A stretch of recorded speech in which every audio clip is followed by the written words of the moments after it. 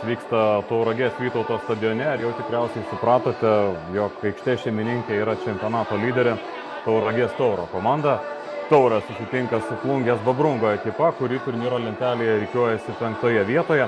Babrungas nuo Tauro atsilieka pagal įmuštus įvarčius pirmoje lygoje Vilniaus rajono Transinvest klubas, kurios sąskaitoje yra 18 įvarčių. Komanda štai jau jūsų ekranuose ir aikštėje. Tačiau Mariaus Stankevičiaus auklėtiniai nuo Tauro klubo atsilieka 1 tašku. Mariaus Gildžio auklėtiniai savaitgalį iškovojo 4 pergalę iš eilės. Namuose 1-0, kaip ir sakiau, palauždami Jonavos Gyvon jaunuolius. Rezultatyviausias komandos žaidėjas yra Mantas Pikčiūnas. Pelnęs 5 įvarčius. 3 įmušė Žoržė Eduardo Pedro Žunieras, o 2 Aleksandras Dovgijus. Įvarčių skirtumas 1, 10 įvarčių 11 praleistas. Šis rezultatas, kad komanda šitoje vietoje yra ir įvarčių skirtumas yra -1. Sakykite, nedažnas toks reiškinys. Babrungas, kurį treniruoja Kęstutis Petkus, jaunas perspektyvus treneris, pasiekė 3 pergalės. Futbolininkas. Rezultatyviausias žaidėjas Babrungo gretose yra kaip tik Emanuelis Agemangas. Žaidžia komanda taktinė schema 4-3-3, 4-2-3-1, perina į tokią schemą 4-1. Komandų, kurios muša labai daug įvarčių, kaip Transinvest, kurios taip pat labai konkurencingos kovoje dėl nugalėtojų titulo pirmoje lygoje ir tokių konkurencingų komandų yra dar 3-4, kurias galime paminėti. O šią transliaciją mes jau baigiame. Jas komentavo šios rungtynės Aivaras Mudočkus. Ačiū visiems stebėjusiems. Tikiuosi, kad jums labai patiko šis pirmos lygos lietuviškas futbolas. Jis buvo tikrai puikus. Žiūrėkite ir daugiau pirmos lygos rungtynių.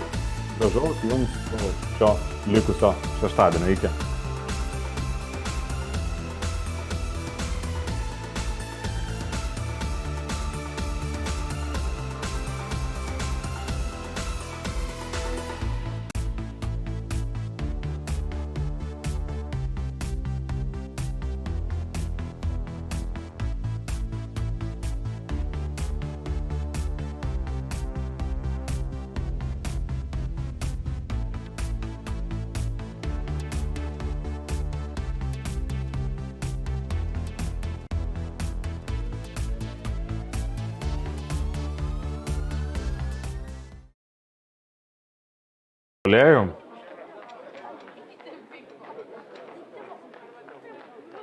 Legionierius iš Prancūzijos, šiaip jis puikiai žaidžia ir atakuojančio saugo, ir vidurio saugo pozicijoje, bet tai teks ko gero jį išvesti iš aikštės, nes negalės įstęsti pasirodymo.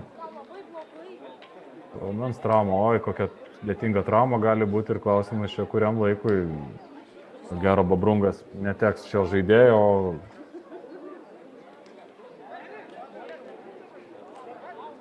keitimas priverstinis tikrai bus atliktas. Šiaip labai greitai sureagavo teisėjų brigada ir žaidėjas nuvestas už šoninės linijos ir tai nekainavo pauzę. Pavyko kamuolį paslėpti nuo varžovo ir pavyko patį sumanimą, kas svarbiausia paslėpti. Ir ką, čia iš tų atvejų, kaip aš sakiau, kad tiesiog suagresyvėjo Babrungas likus mažai laiko iki rungtynių pabaigos. Ir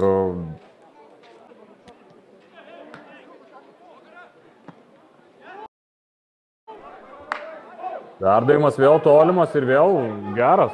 Akcentuotas perdavimas į kairį kraštą. 1-1. Dėkojom. Į rankas šis perdavimas Sidui Mačaičiui ir jokių čia pavojų didesnių nekyla, bet Babrungas neprarado to kamuolio ir nepraleido pro savęs varžovo.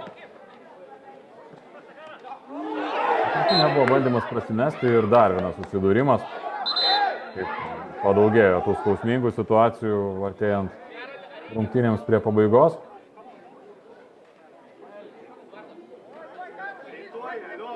Čia kaltų nėra, čia tiesiog. Mūsų vartų įstrižai Latakas.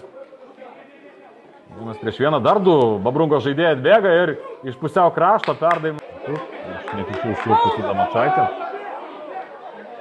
Dar vienas kamuolio praradimas. Nervinasi pastebimai Tauro futbolininkai. Vėl 1-1.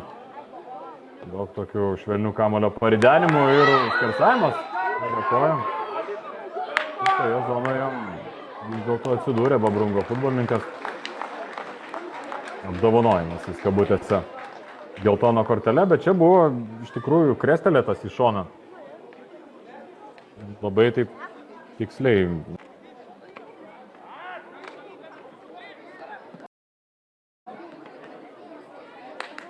Kairį kraštą, praleidžiamas kamuolys. Dabar to kairiuoju kraštu pradėjo bandyti.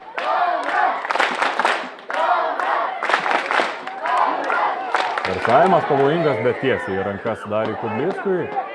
Ir dar ne vakaras,